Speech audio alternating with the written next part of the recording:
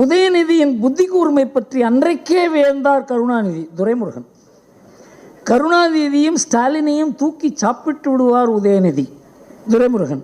கருணாநிதியுடன் இருந்தேன், ஸ்டாலினுடன் இருக்கிறேன், உதயநிதியுடனும் இருப்பேன், அவரது மகனுடனும் இருப்பேன். துரைமுருகன். தாய் 16 அடி பாய்ந்தால் குட்டி 32 அடி பாய்கிறது. இது அமைச்சர் காந்தி. இந்தியாவிலேயே தலை சிறந்த சட்ட உறுப்பினர் உதயநிதி ஸ்டாலின் தான். அமைச்சர் சேகர் பாபு. இந்தியாவின் தலைவரே உதயநிதி தான். இது ஏவா வேலு. பேரரசர் போல ஸ்டாலின், சிற்றரசர் போல உதயநிதி, இது KN நேரு. இதுதான் இன்னைக்கு கடமை கண்ணியம் கட்டுப்பாட்டில் கடமை உணர்வோடு இருந்த ஒரு கட்சியில் இந்த மாதிரி ஒரு நிலைமை. சித்தாந்தம் என்ற உணர்வை மறந்து, கட்சி உணர்வு மறந்து, இன்றைக்கு திமுகவில் இருக்கிறது வெறும் கூடு தான், கட்சி தான். அந்த கட்சி ஆட்சி இருப்பதனால தான் அது இருக்கிறது. இன்றைக்கு அண்ணாமலைக்கு பெரிய வாய்ப்பே திமுக இன்றைக்கு இருக்க நிலைமையில தான் அவருக்கு பெரிய ஒரு வாய்ப்பு ஏற்பட்டிருக்கிறது. இதை ரீசெண்டாக இப்போ பார்த்துருப்பீங்க, ஒரு வீடியோவில் வந்திருந்தது.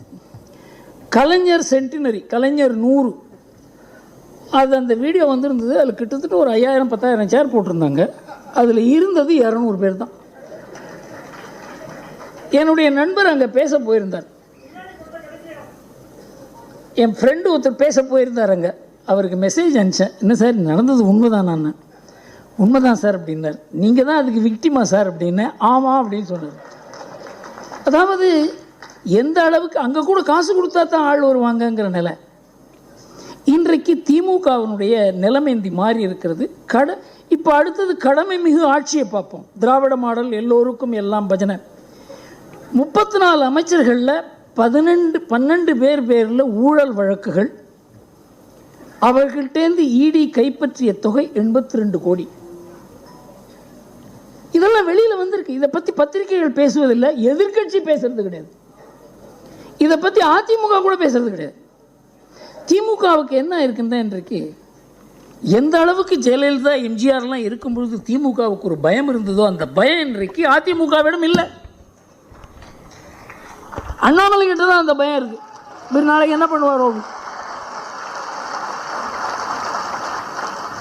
18,000 நில அபகரிப்பு வழக்குகள். இதில் ஜாமீன் வாங்காத அமைச்சரே கிடையாது, எம்எல்ஏ கிடையாது, கட்சி தொண்டர்கள், கட்சி பொறுப்பாளர்கள் கிடையாது. இவங்கெல்லாம் ஜாமீனில் இருக்காங்க. இந்த வழக்கை நடத்தக்கூடாதுன்னு ஹைகோர்ட்டில் போய் ஸ்டே வாங்க போனாங்க. 18,000 நில அபகரிப்பு வழக்குகள். இந்த எத்தனை சதவிகிதம் உங்கள் வாக்குறுதிகளை நீங்கள் நிறைவேற்றிருக்கீங்கன்னு அப்பப்போ மீடியாவில் கேட்பாங்க. ஜனவரி 22 8 மாதங்களில் 75%, மார்ச் மாதங்களில் 10 மாதங்களில் 75%, செப்டம்பர் 70% அது குறைந்து விட்டது. அவங்களுக்கே தெரியல முன்னால் என்ன சொன்னோன்னு தெரியல. பிப்ரவரியில் 80% ஆகிவிட்டது, மிச்சம் 15 விரைவில். அதே பிப்ரவரியில் உதயநிதி ஸ்டாலின் 75% ஆகியிருக்கிறது. எந்த அளவுக்கு இதை கூட பத்திரிகைகள் என்ன சார் நீங்கள் 75ன்னு சொன்னீங்களே, இப்போ 80ங்கிறீங்களே, 65ங்கிறீங்களே. பத்திரிகைகள் திமுகவை கேள்வி கேட்பதில்லைங்கிறது ஒரு பெரிய ஒரே ஒரு தினமலர் ஒன்று தான் கொஞ்சம் எக்ஸப்ஷன். அவங்க தான் கொஞ்சம் இதை பற்றி திமுகன்னா என்னன்னு படம் பிடித்து காட்டுவதற்கு இன்றைக்கு ஒரு பத்திரிகை இருக்கிறது என்றால் அது தினமலர் தான். இது கட்சி ஆட்சியினுடைய கடமை. கண்ணியத்தை பார்ப்போம். உங்கள் அப்பா வீட்டு சொத்தா என்று பேசிய உதயநிதியை பார்த்து அந்த அம்மா கொஞ்சம் டீசென்ட் லேடி, அவங்க வார்த்தையை அளந்து பேசுங்க, கண்ணியமாக பேசுங்கன்னு சொன்னாங்க. அதுக்கு என்ன நம்ம பதில் சொன்னார், யார்கிட்ட எப்படி பேசணும் என்று எங்களுக்கு பெரியார், அண்ணா, கலைஞர்கள் சொல்லி கொடுத்துருக்காங்க, அப்படி நாங்கள் செய்வோம். நான் அவருக்கு சில சஜஷன்லாம் கொடுக்கலாம் பார்க்குறேன். ஈவேரா, அண்ணா, கருணாநிதி யார்கிட்ட எப்படி பேசணும் என்று சொல்லி கொடுத்துருக்கிறார் பாருங்கள். முதல்ல பெரியார் ரம்ஜான் கூடுதலில் என்ன பேசலான்னு பெரியார் சஜஷன் கொடுத்துருக்கார். பாப்பானுக்கு பயந்தும் முஸ்லீம்களுக்கு அதிக இடம் கொடுத்து வந்தோம், அதன் பலனை இன்று அனுபவிக்கிறோம். இது சாணியை மிதிக்க அசிங்கப்பட்டு மலத்தின் மேல் காலை வைத்து நேர்ந்த பழமொழியாக மாறிவிட்டது. மைனாரிட்டிகளுக்கு அளிக்கும் சலுகையும் உரிமையும் துரோகம், பச்சை துரோகம். இதை தான் பெரியார் சொல்லி கொடுத்துருக்காரு உங்களுக்கு. மைனாரிட்டி மீட்டிங்கில் இதை பேசுவாங்களா? தாழ்த்தப்பட்ட ஒரு மாநாட்டில் என்ன பேசலாங்கிறத சொல்லியிருக்கார் பெரியார். பறச்சி புலைச்சி எல்லோரும் ரவிக்கை சட்டை போட ஆரம்பிச்சுட்டா அதனால் துணி விலை உயர்ந்து விட்டது. பள்ளு பறையனெல்லாம் படிக்க ஆரம்பிச்சிடானுங்க, அதனால வேலையில்லா திண்டாட்டம். சசி இல்லைங்க, இதை கேட்கலாம். இந்த பெரியாரை தான் அவர் சொல்லியிருக்காரு. இவர் எங்களுக்கு சொல்லி கொடுத்துருக்காரு என்ன பேச வேண்டும் என்று. தமிழ் மாநாட்டில் தமிழை நான் ஒரு காட்டுமிராண்டி மொழி என்று 40 ஆண்டுகளாக கூறுகிறேன். தமிழ் காட்டுமிராண்டி காலத்து மொழி. தமிழ் ஒரு நியூசன்ஸ். தமிழ் புலவர்கள் பொய்யர்கள், சமூக எதிரிகள். இவரைத்தான் சொல்கிற நிர்மலா சீதாராமன்ட்ட எங்களுக்கு பெரியார் சொல்லி கொடுத்துருக்காரு எப்படி பேசலாம்னு சொல்லி. திமுக மகளிரணி மாநாட்டில் என்ன பேசலாம்? அவர் பெண்கள் சுயேட்சைக்கு கர்ப்பம் கொடிய விரோதி. எனவே பெண்கள் கண்டிப்பாக பிள்ளை பெறுவதை நிறுத்தியே ஆக வேண்டும். ஆண்கள் 2 வைப்பாட்டி வைத்துக் கொண்டால் பெண்கள் 3 ஆசை நாயகர்களை வைத்துக் கொள்ள வேண்டும். இதுதான் பெரியார் மண். இந்தி கூட்டணியில் என்ன பேசலாம்னு சொல்கிறோம். தேசிய காங்கிரசும் காந்தியும் அழிந்தொழிவது ஏழை மக்களுக்கும் சமத்துவத்துக்கும் அவசியம். காங்கிரஸ் அழியணும். அடுத்தது கம்யூனிஸ்ட் பற்றி பொறுக்கி தின்னும் பேசியிருப்பார். அதை பொறுக்கி தின்னும் இந்த கம்யூனிஸ்டுகள் காலித்தனம் பலாத்கார தூண்டுதல் மூலம் ஒன்றும் முடியாது. திமுக பேரணியில் என்ன பேசலாம்? பெண்டாட்டியை தவிர மற்ற எல்லாத்தையும் கொடுக்குறானே இந்த முன்னேற்ற கழகத்துக்காரன். இன்னும் கொஞ்ச நாள் போனால் அதையும் செய்வான் போல இருக்கிறது. இவரை போய் நிர்மலா சீதாராமன்ட்ட இவர் எங்களுக்கு பேச சொல்லி கொடுத்துருக்காருன்னு பதில் கூறுகிறது. எந்த பத்திரிகையும், எந்த அரசியல் கட்சியும், எந்த தலைவரும் உங்களுடைய தந்தை இதை கூறியிருக்கிறார் என்று கூறுவதற்கு தமிழ்நாட்டில் நாதி இல்லை, துக்ளக்கை தவிர. அடுத்தது அண்ணா என்ன கூறியிருக்கிறார் பார்ப்போம். மாற்றான் தோட்டத்து மல்லிக்கை மணக்கவே செய்யும். அவள் பரிதாண்டா பத்தினியும் அல்ல, நான் முற்றும் திறந்த முனிவனும் அல்ல. இதெல்லாம் பழைய அந்த காலத்தில் திமுகன்னா என்னன்னு தெரிஞ்சவங்களுக்கு புரியுது, நமக்கு சொல்வதற்கே கூச்சமாக இருக்கிறது. மனைவியை இழந்த நேரு, கணவனை இழந்த பண்டார நாயக்கா 2 மணி நேரம் தனியாக என்ன செய்தார்கள்? இது அண்ணாதுரை. கருணாநிதி காட்டுமிராண்டி, மலம், தேவடியாள், துரோகி, விபச்சாரி, கைக்கூலி, பித்தலாட்டக்காரன், அயோக்கியன், பூனை, மாடு, குள்ளநரி, காண்டாமிருகத்தோழன், அண்டங்காக்கா, முட்டை, பெரிய கருப்பு, சேவல் காவடி, கோமாளி, கூத்தாடி, பண்டாரம், பரதேசி, ஆக்டோபஸ், காந்தாரி, சூர்பனகை, செல்லாக்காசு, போதை நடிகர், தரகர், மந்தபுத்தி, வேலிதாண்டிய வெள்ளாடு, ஓடுகாலி, புறம்போக்கு, கள்ளத்தோணி, குடிகாரன், வாழமட்டை. இதெல்லாம் அரசியல் எதிரிகளை பற்றி விமர்சனம். இதை தான் எங்களுக்கெல்லாம் சொல்லி கொடுத்துருக்காங்க இவங்கெல்லாம் எப்படி பேசுறதுக்கு அப்படின்னு சொல்கிறார் உதயநிதி. சோற்றால் அடித்த பிண்டங்கள். தமிழ்நாட்டில் இவருக்கு ஓட்டு போடலை, அதனால தமிழர்கள் தான் சோற்றால் அடித்த பிண்டங்கள். இதை பழகருப்பையா புக்கு எழுதியிருக்காரு, ஒன்று காப்பி இருக்காரு இங்கே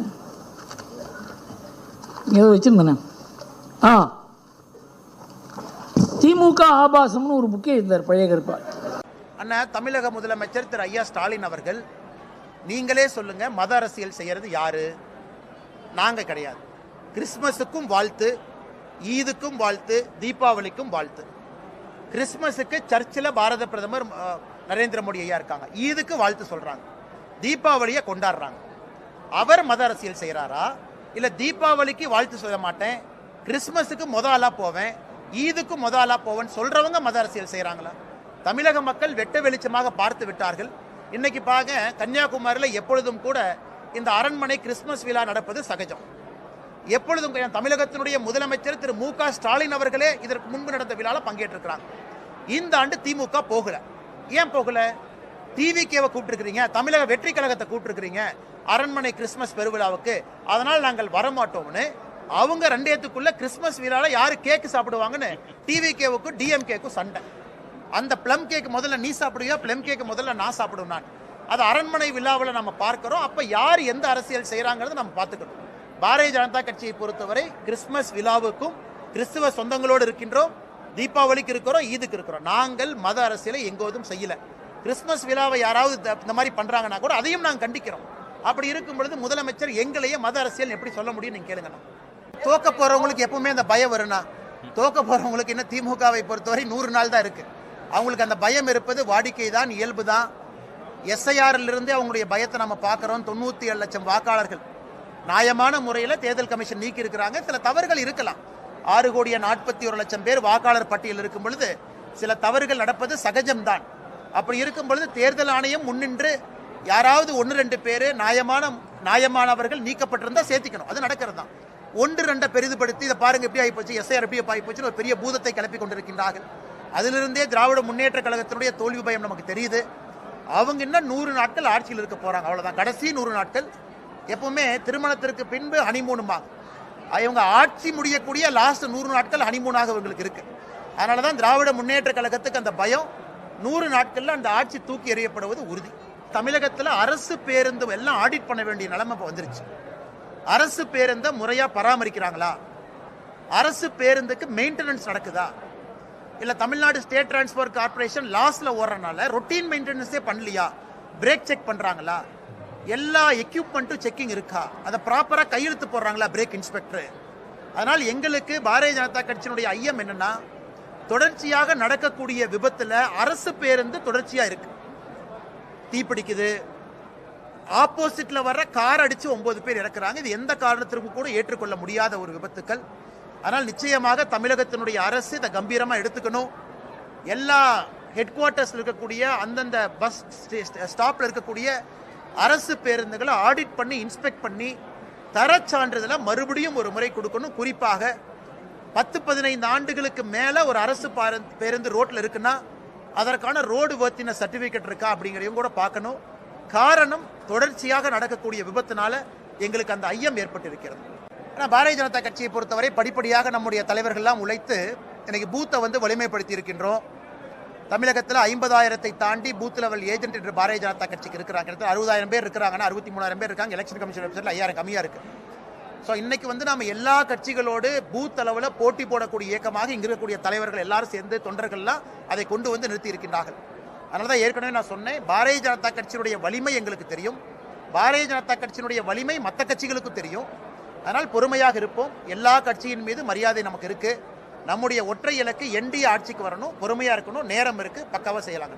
ஆனால் காவல்துறையை பொறுத்தவரை இன்னைக்கு ரொம்ப மிகப்பெரிய ஸ்ட்ரெஸ்ல காவல்துறை நண்பர்கள் இருக்கிறாங்க. ஏதாச்சும் பேசினாவே எல்லாம் கிண்டல் அடிக்கிறாங்க. அண்ணாமலை வந்தாவே காவல்துறையை சப்போர்ட் பண்ணி மட்டும்தான் பேசுவார். நான் அது பாயிண்ட் இல்லைங்கன்னா, காவல்துறையிலும் கருப்பாடுகள் இருக்கிறாங்க. எல்லா துறையிலும் கருப்பாடுகள் இருப்பதை போல காவல்துறையும் இருக்கிறாங்க. ஆனால் காவல்துறையில் பனிஷ்மெண்ட் ரொம்ப ஸ்ட்ரிக்டாக இருக்கணும். சீருடையில் இருக்கும் பொழுதே ஒருத்தவங்க தவறு பண்ணாங்கன்னா அவங்க மேலே கொடுக்கக்கூடிய பனிஷ்மெண்ட் எக்ஸம்ப்ளரி பனிஷ்மெண்ட் ஒரு வார்த்தையை பயன்படுத்துகிறாங்க போலீஸ் மேனுவலில். Exemplary punishment. அப்படின்னா அந்த பனிஷ்மெண்ட் இன்னொருவருக்கும் உதாரணமாக இருக்கணும் அப்படின்னு.